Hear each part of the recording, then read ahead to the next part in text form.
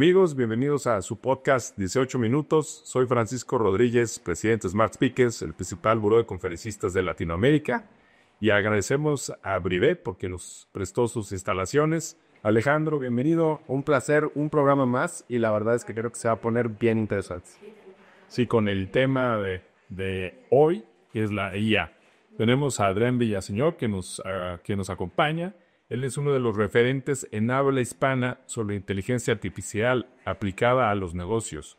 Es un emprendedor serial y fundador de 2 fondos que han levantado más de 1.500 millones de pesos para empresas tecnológicas. Adrián Villaseñor es cofundador de IA, firma líder en inteligencia artificial generativa en México, y ex-CEO de Auronix, la empresa número 1 en soluciones de experiencia al cliente vía WhatsApp con IA. Muchas gracias por acompañarnos, Adrián. Estoy muy contento de estar aquí, feliz de estar acompañándolos a ustedes y a todo el auditorio. No, pues gracias. Como sabes, son 18 minutos, así es que vamos a aprovecharlos al máximo. Vamos a ir directo con las preguntas. ¿Cuáles son los errores más comunes que se cometen en las empresas cuando empiezan a hablar de inteligencia artificial? El error más común, y hay yo creo que 2 errores muy comunes, que viene pensar que esto es únicamente un tema de tecnología, cuando muchas veces es un tema de cultura, y ahorita voy a explicar por qué. Y segundo, pensar que si tú, empresario, director general, decir, oye, este es un problema del director de tecnología, que lo vea en él. Si ven, los dos están relacionados. ¿Por qué? Porque el tema de inteligencia artificial, a diferencia de otras cosas que hemos visto en olas de innovación tecnológica, como la transformación digital 2.0, etcétera, es que esto sí permea todas las áreas de negocio. Puede permear cómo hacemos diferentes recursos humanos con IA, cómo hacemos ventas diferente con IA, cómo hacemos operaciones diferente con IA, cómo desarrollamos tecnología diferente con IA. Y algo transversal, si no realmente lo compaginamos en cómo construimos las capacidades con nuestros equipos, exactamente cómo hacemos que la cultura permee, aprendan y después a través de la experimentación cambie. A veces nada más tenemos tecnología y sin cultura no tenemos cambio. Y la segunda lista es, si esto no empieza desde una perspectiva, una visión estratégica de la alta dirección, que la alta dirección tiene que estar muy involucrada en este despliegue, entonces no tiene el sponsorship suficiente para que esta transformación cultural se dé. Entonces, para mí esos siempre son los 2 grandes retos. Y te cuentas mucho con gente que rechace el uso de la IA y cuando los encuentras, ¿cómo le haces para subirlos? Sí, o sea, es una constante que pasa todos los días, ¿no? O sea, ¿y por qué normalmente viene este rechazo? Sí hay inherentemente roles que sí están un poquito más cercanos en esta puta de disrupción de la inteligencia artificial, ¿no? O sea, pensemos, por ejemplo, oye, en las llamadas telefónicas, ¿no? Y hay muchos casos de uso de llamadas telefónicas que hoy en día pues ya hacen los robots inclusive mejor de lo que conocemos las personas. Entonces, hay en algunos grupos, en algunas funciones, pues un miedo natural a decir, oye, esto va a cambiar mi trabajo, va a cambiar la forma que trabajo, mejor no lo hago, ¿no? Y está el segundo miedo de decir, oye, ¿para qué hacemos las cosas diferentes y como lo estamos haciendo, las hacemos bien, ¿no? El primer miedo, que es un miedo pues más directo y más natural, o sea, ahí tienes que ir trabajando con los equipos que pues es un proceso natural del proceso de evolución. Es natural que eventualmente ciertos roles cambien y tenemos que como líderes de negocio encontrar cómo tenemos que redefinir nuevos roles para darle cabida a esos roles que pues sí la inteligencia artificial vaya tomando más camino. Entonces, para abordar ese miedo, es decir, pues hay roles que va a tomar la IA, pero hay roles que va a crear la IA y hacer partícipe a los equipos que entiendan que esa transformación tanto va a haber cosas que cambien o que bajen, pero también va a haber muchas oportunidades y hacerlos parte de cómo se pueden abordar esas oportunidades.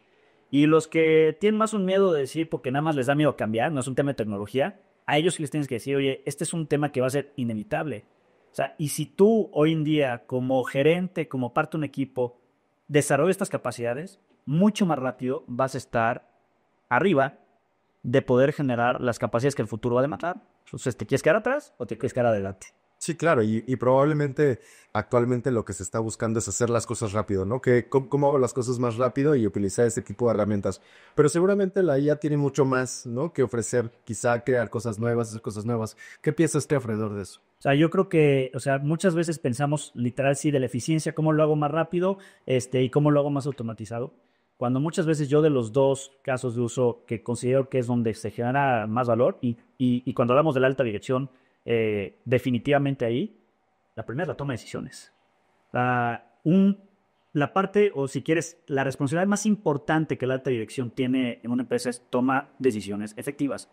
Y un tema tan sencillo y tan complejo al mismo tiempo, sencillo de ejecutarlo, porque no necesita ser un gurú tecnológico, pero complejo porque a veces nos cuesta trabajo entender lo que no sabemos, es cómo la inteligencia artificial nos permite tomar mejores decisiones. Y cómo les recomiendo que lo hagamos, como quien sea que quiera tomar mejores decisiones, no le preguntes a la IA qué hacer, pide a la IA que te entreviste a ti para que tú encuentres tus puntos ciegos, lo que no conoces, que juegue abogado del diablo y que tú así puedas tomar mejores decisiones. Y la parte de crear, ¿no? O sea, a mí el caso de uso número 1 de la inteligencia artificial ya está generando un valor real, medible en negocio, a nivel benchmarks, a nivel lo que está creando es la innovación, la generación de código.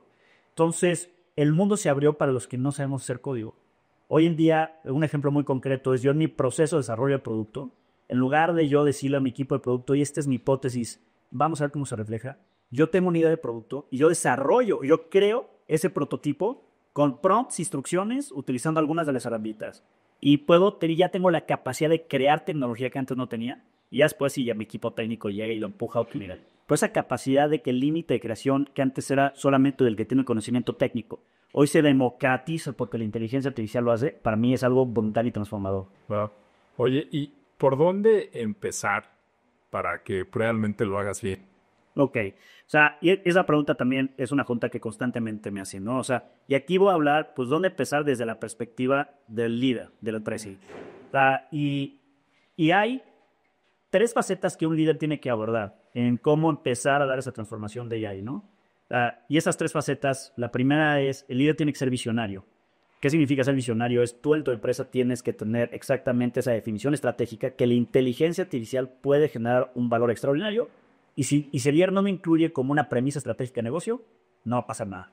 O sea, la segunda que es importante en empresas muy grandes, menos importante en empresas chicas, es esta faceta de defensor. O sea, hay ciertos riesgos de información, hay ciertas cosas que tienen que seguir cierto orden y el líder tiene que tener pues, esa filosofía de cómo hacerlo de forma ordenada. Pero ¿dónde empezar? Es la tercera faceta, que es el usuario. Un líder que quiere realmente desplegar, generar valor con inteligencia artificial en sus negocios y él no es usuario de la inteligencia artificial, es difícil que entienda cómo generar valor. Algo tan sencillo como eso es la primera cosa. Si tú, que eres un líder, quieres llevar a la empresa a que genere valor con ella, tú como líder te tienes que volver usuario. Y la segunda cosa es pensar en tu PNL. Ya que tú eres usuario, ya que algunas personas son usuarios y ya quieres llevar el tema de AI al siguiente nivel, que es automatizar algunos procesos, cambiar algunas tareas completas de negocio, no pienses dónde hace sentido porque la AI hace cosas pregonas. Piensa cuál es mi dolor más grande a nivel PNL, cuál es mi oportunidad más grande a nivel de mis estados financieros. Y escoge una, escoge 2, máximo 3 y ejecuta. Priorización, eso lo llevamos haciendo mucho tiempo, pero es mucho más crítico en AI porque AI nos abre un sinnúmero de oportunidades como priorizar, definir y ejecutar con pocas cosas.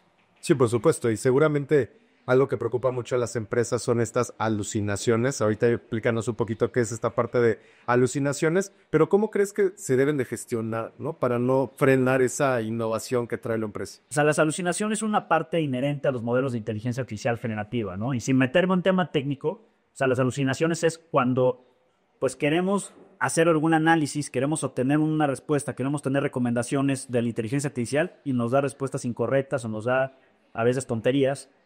Y hay un concepto de dónde vienen las alucinaciones, pues vienen un poco del método de cómo se entrena la inteligencia artificial, contexto y con la información que existe en Internet. La información que existe en Internet puede ser contradictoria y de esas contradicciones pues pueden venir información errónea.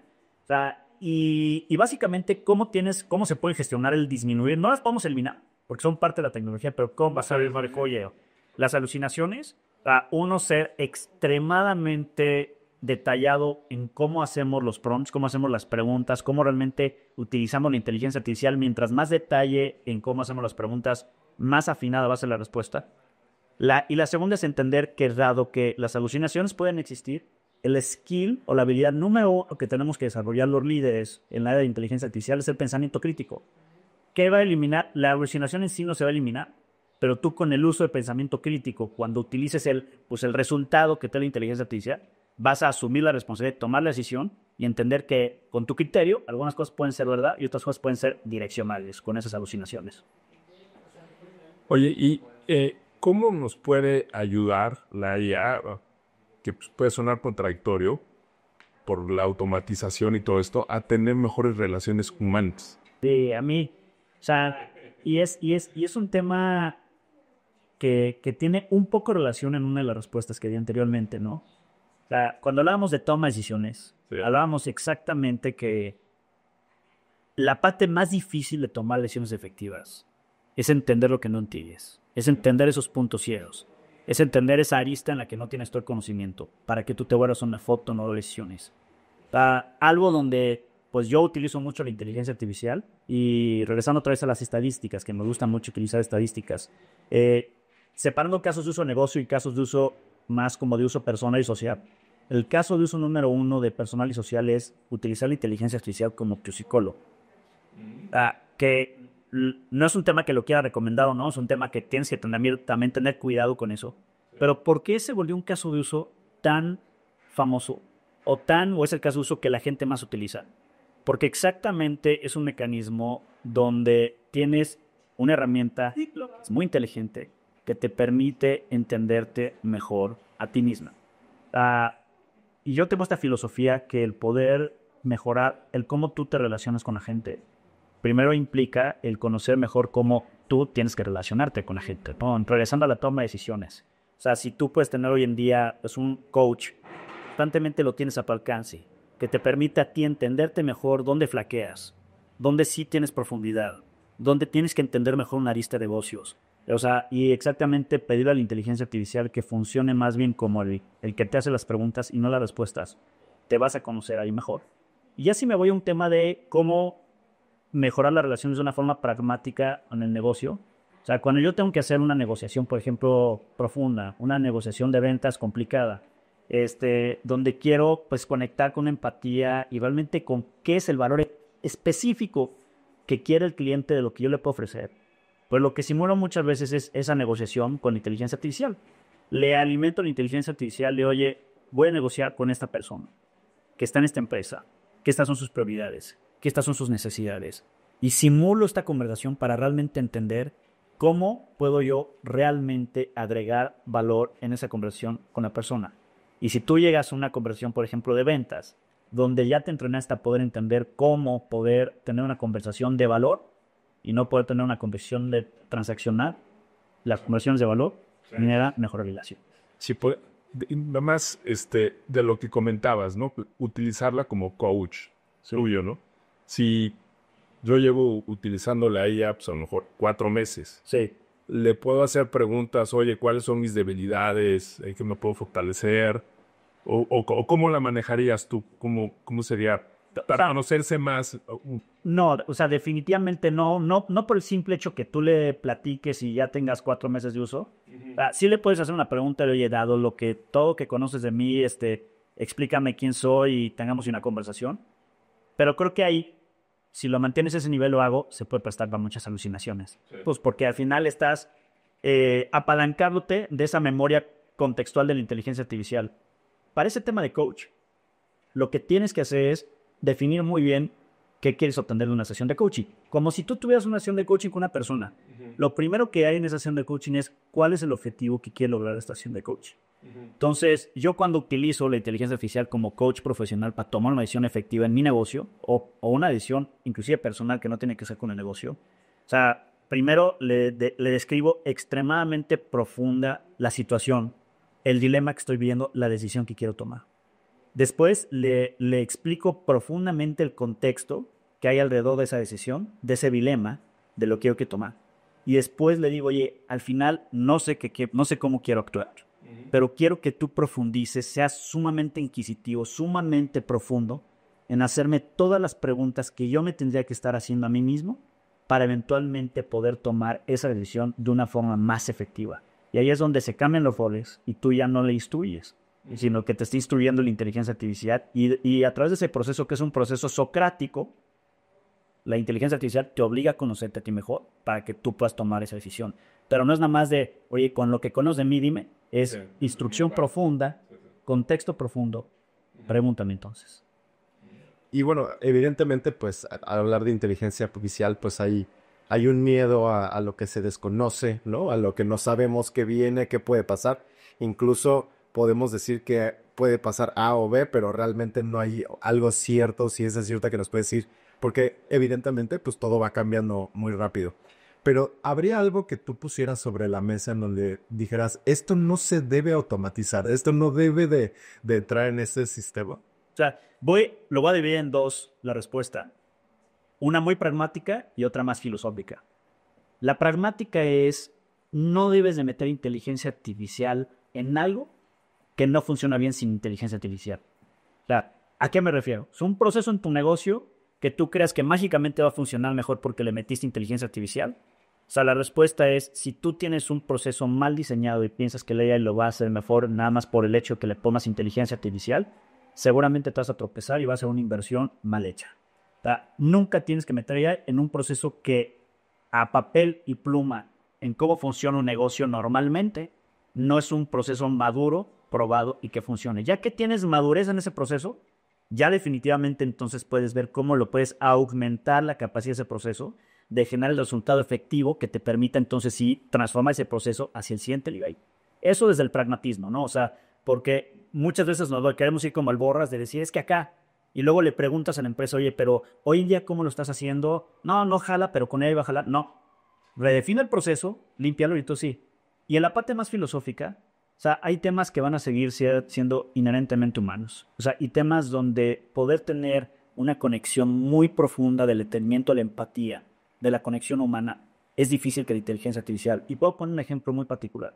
O sea, el otro día una empresa me decía, oye, es que en el buzón de quejas anónimas, donde pues el equipo deposita quejas importantes, ¿no? De que pudiera haber un acoso laboral o pudiera haber un acoso sexual o pudiera haber algo. Oye, queremos que de ahí lo agarre la inteligencia artificial y le responda y que sea automatizado. Le dije, ni de broma. Tienes que entender esos procesos donde el conocimiento del sentimiento humano, la empatía de cómo está sintiendo la otra persona, seguir manteniendo esa relación humana. Y, o sea, y es un ejemplo pragmático, pero tú pregúntate exactamente el dónde en esa conexión de empatía y de sentimiento es fundamental para que las cosas salgan bien. Y ahí mejor para y no metas inteligencia artificial, definitivamente. Oye, ¿y cuáles son los mitos principales de los que debemos tener cuidado con la IA? Ok. El mito número 1. Oye, lo que yo le ponga a ChatGPT, mi vecino puede saber perfectamente lo que yo le puse, entonces no le puedo subir nada de información porque mi vecino y mi competencia ya sabe exactamente todo lo que le puse. O sea, primer mito. Sí. Definitivamente la inteligencia artificial se tiene que utilizar con seguridad. Y definitivamente, si tú no la utilizas con seguridad, que ahorita puedo decir qué significa utilizarla con seguridad, sí puede lo que tú le pongas utilizarse para entrenarse la inteligencia artificial. Pero es muy diferente decir, imagínate que yo le subo mis estados financieros a una sesión no segura, hay sesiones que sí son seguras, y decir, oye, como ya lo subí, entonces Francisco puede ya revisar los estados financieros de Adrián. No, yo subo mis estados financieros y si no lo hago con cuidado, los estados financieros son un parámetro de los billones de parámetros que tiene la inteligencia artificial para entrenarse y se vuelve una granito de arena dentro del universo de granito de arena que está allá afuera. Y tú no puedes entonces pedir la inteligencia artificial que te dé mis estados financieros, porque los estados financieros se volvieron un componente dentro de los billones de parámetros. Entonces, para mí, ese es el mito más grande que entonces, o sea, tú puedes acceder a lo que yo pongo como si fuera un Google que tú le preguntas y verdad, ¿no? Oye, ni en el gratuito. O sea, en el gratuito sí se utiliza tu información para entrenarse, pero de nuevo, o sea, y sí, ese parámetro de entrenamiento de lo que tú pusiste va a estar allá afuera con el gratuito, pero de eso a que yo pueda sacar verbatim, palabra por palabra, tus estados financieros, lo que tú pusiste porque lo subiste, aunque fue una versión gratuita, eso no funciona, así no funciona la tecnología. Y el segundo mito es que, la segunda tabú es, esto cambia tan rápido que hay que esperarnos a que las aguas se calmen para entender dónde entrarle, porque no vayamos a entrar en un mal momento donde la tecnología no sea la adecuada. O sea, y yo cuando me dicen eso, les digo, esto no va a parar. O sea, esto, no te dice eso, te dice que es un paradigma de cambio, no nada más de tecnología, o sea, de cambio de cómo va a operar la sociedad de uno hacia adelante, que si te esperas a cuándo va a cambiar, pues mejor cuando te ves a la tumba va a acabar de cambiar. Esto va a ser un nuevo paradigma de cambio constante hacia adelante, y cuando el cambio es constante, pues el mejor momento para entrar es hoy o ayer. Claro. Y si pudieras tú recomendarle, ¿no? a las personas que lo están viendo, porque en realidad cuando tenemos pláticas, ¿no? abiertas, pues sí, la gente habla de la inteligencia, pero no está metido en la inteligencia artificial. Y quizás las grandes empresas están invirtiendo mucho dinero, pero el director, ¿no? De una empresa pequeña o mediana, pues realmente no está usando. Si pudieras recomendarle qué herramientas debe de estar ya, ¿no? Usando o aplicando, ¿cuáles serían? Esa pregunta se hace muy buena y siempre le respondo de esta forma. Tienes que estar pensando en el 80-20 de las herramientas de AI. ¿Y qué es este 80-20 de las herramientas de AI? Es el 80% del valor que tú vas a generar. Si tú eres un generalista de negocios, o sea, ¿quién es un generalista? La gran mayoría somos generalistas, ¿no? O sea, o sea, el especialista es el ingeniero que solo hace código, o el marketero que solo hace imágenes y videos de temas de creatividad. Pero la gran masa de los que estamos en negocios, los grandes emprendedores de empresas chicas, de pymes, somos generalistas de negocios, tenemos que tener una visión amplia de lo que hacemos. El 80% del valor que tú como usuario de negocio vas a tener es utilizar una herramienta de estas tres, que son tus LLMs, Large Language Models, tu herramienta de cabecera, que básicamente son tres. Una es ChatGPT, que es de OpenAI, la otra es Gemini, de Google, y la otra es Claude, de Perplexity. Hay muchas otras, pero esas son como que las tres más comunes. Y si tú enfocas el 80% de tus esfuerzos de AI en una de esas herramientas, vas a generar el 80% del valor. Y a lo que yo le llamo el otro 20% es tu zona de experimentación. Oye, ya quise hacer algo con ChatGPT, con Gemini, me topé con pared, no lo pude hacer. Y entonces ahí entra tu 20% de experimentación. Piensa, ¿qué quieres lograr de tu negocio? No piensa en la herramienta. ¿Qué quieres lograr de tu negocio? Y con ese pensamiento de el valor que quiero generar, entonces sí te haces la investigación de cuál sería la herramienta que me ayudaría a lograr eso. Y entonces seleccionas una herramienta dentro del mar de cientos de herramientas que puede haber, enfocada en el valor que quieres crear. Pero de nuevo, si hoy en día estás en una etapa temprana como emprendedor, como director de una pyme o director de una empresa grande, usas poca inteligencia artificial, tus esfuerzos tienen que estar enfocados en una de esas tres herramientas únicamente, hasta que encuentres la madurez en explorar otras. Oye, Adrián, y en este mundo de cambio, que como lo estabas comentando, puede ir evolucionando más, ¿cómo nos preparamos para el 2030, ¿no? Con todo este tema de la IA, ¿por dónde? O sea, ¿qué va a pasar en el 2030? Nadie sabe qué va a pasar en el 2030, ¿no? Pero un tema que yo sí creo firmemente es que en la siguiente década va a pasar este cambio donde hoy en día vemos la inteligencia artificial en la computadora, ¿no? O en el teléfono, en las herramientas, pero en la siguiente década va a cambiar, va a migrar a este plano físico, donde los robots humanoides que ya utilizan inteligencia artificial van a empezar a hacer pues tareas físicas. O sea, y entender que el mundo va a ir para allá nos tiene que informar el cómo tenemos que tomar decisiones. Pero si yo regreso a un tema pragmático y no dejarlo al tema de los robots y qué va a pasar hacia adelante, es pensar en 2030, ¿qué es lo que tengo que hacer? Hablaba de la habilidad de pensamiento crítico y la otra habilidad que tiene que ser una constante para que tú te prepares mejor es la experimentación. La única forma que tú vayas evolucionando al ritmo y al paso que evoluciona la tecnología es que si tú te vuelves un experto experimentador, donde constantemente estás tratando de cambiar lo que haces en tu día a día, con la inteligencia artificial, con las herramientas que haya. ¿Y por qué eso te va a prepararte mejor para el 2030? Porque vas a ir evolucionando tus capacidades con esa experimentación mientras vayan cambiando las herramientas. Pero aquí sí es importante hacer una reflexión rápida. O sea, eso es en tu uso personal. Más en un tema de entendimiento de dinámicas profundas de industria, y voy a dar un ejemplo, es entender que va a haber cambios de dinámicas de industrias profundas. El ejemplo más pragmático. La gente va a poder empezar a comprar directamente desde ChatGPT sin salir de ChatGPT, pidiéndole a ChatGPT que explore qué artículos me gusta comprar, que le des tu tarjeta de crédito y tú no te encargues del proceso de compra. Si tú estás en un negocio que hoy estás integrado a marketplaces como un Amazon, como un Mercado Libre, y donde hoy las empresas, hay 800 millones de usuarios de ChatGPT, estos 800 millones de usuarios, ¿por qué va a pasar? Eventualmente van a comprar en ChatGPT. Y tú estás en medio de sacar valor. Tienes también que estar pensando en el cambio de dinámicas a nivel industria, ya no nada más en yo como usuario. Y ahí sí, tomar decisiones importantes con visión estratégica de estos cambios, cómo van a impactar positivo o negativamente mi negocio y tomar decisiones de cambios de modelos de negocio, de evolución de modelos de negocio. Siempre verlo con dos aristas. La preparación personal y entender que vienen cambios de industria y tengo que estar anticipándome a los mismos. Y para terminar de lo que platicábamos antes de iniciar el podcast, ¿no? ¿Qué pasará en un futuro, no? Porque ahorita es obvio que se necesita el apoyo humano, ¿no? Cuando tú le pides, oye, hazme este contrato, ayúdame, de repente, pues alucina, como veíamos, ¿no? Entonces, tú tienes que, esto está mal, y le vas pidiendo los cambios hasta que te lo deja bien. Pero va a ir mejorando, va a haber un momento en donde ya lo va a poder hacer sin tanta intervención humana, o sea, incluso hasta sin intervención humana, ¿no? ¿En dónde podrá terminar esto? O sea, y aquí ya nos metemos, si quieres, a estas grandes discusiones de los futuristas. Sí. O sea, y tomando el pensamiento de Elon Musk, que es uno de los grandes futuristas y líderes en el mundo de inteligencia artificial. O sea, Elon Musk, que aparte concuerda con opiniones de varios de los otros futuristas, define, oye, al paso de innovación que tenemos hoy en día, y en el momento que la inteligencia artificial pasen dos cosas, ¿no? Donde ya lleguemos a este concepto que es medio un concepto esotérico, se llama AGI, que es Artificial General Intelligence, que es cuando la inteligencia artificial pasa a tener ya una capacidad cognitiva parecida al razonamiento humano, que los expertos dicen que probablemente en la siguiente década va a pasar eso. Conjugado con esta migración de la inteligencia artificial al espectro físico, por robots humanoides que también dicen en la siguiente década vamos a ver ya los inicios de una sistematización de eso. ¿Qué es lo que piensan estas personas del futuro? Es que eventualmente nos vamos a enfrentar a una dicotomía.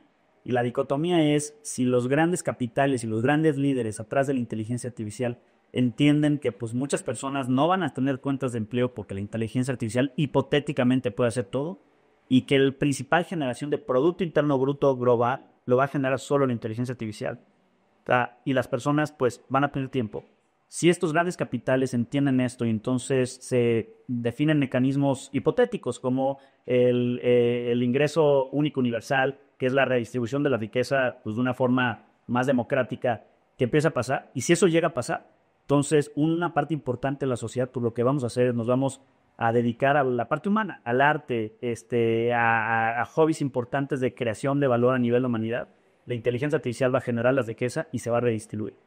Pero si eso no pasa, nos vamos al segundo, esta es la utopía, y nos vamos a la distopía, que la distopía pues es, oye, se va a atesorar la riqueza, va a crearse una disparidad mucho más fuerte de la que vemos hoy en día. Esa disparidad va a estallar en un tema social importante y que nos agarre de persinado la inteligencia artificial para ver qué pasa. Entonces, mi respuesta es, al menos los futuristas dicen, si el ritmo de innovación sigue, eventualmente vamos a llegar a tomar una decisión como sociedad de esas dos. La respuesta es, no sabemos, pero probablemente se vienen 2 décadas de un cambio importantísimo a nivel sociedad humana. Sí, yo creo que es el cambio más importante que hemos tenido. O sea, bueno, en un principio era el internet, ¿no? Luego los móviles y ahorita pero pues, viene todavía mucho más fuerte. O sea, Totalmente de acuerdo. Pues nos quedamos con una tarea. Sí, experimentar, meternos a tela, pues. Pensar de forma crítica, experimentar, no tener miedo y hacer una cosa chiquita a la vez. Me gustaría comentar que Adrián Villaseñor es un extraordinario conferencista de Smart Speakers y hace unos talleres fuera de serie para realmente meterte en lo que es todo este tema de la IA, ¿no? Para poderlo aplicar a tu precio. Bueno, pues muchas gracias, amigos. Gracias a Vive por invitarnos aquí a sus instalaciones, a MPI, a Mundo Ejecutivo, las de Smart Speakers. Y si les gusta, por favor, compartan este podcast, suscríbanse y pues hasta luego. Muchas gracias, Adrián. Muchas gracias. Encantado.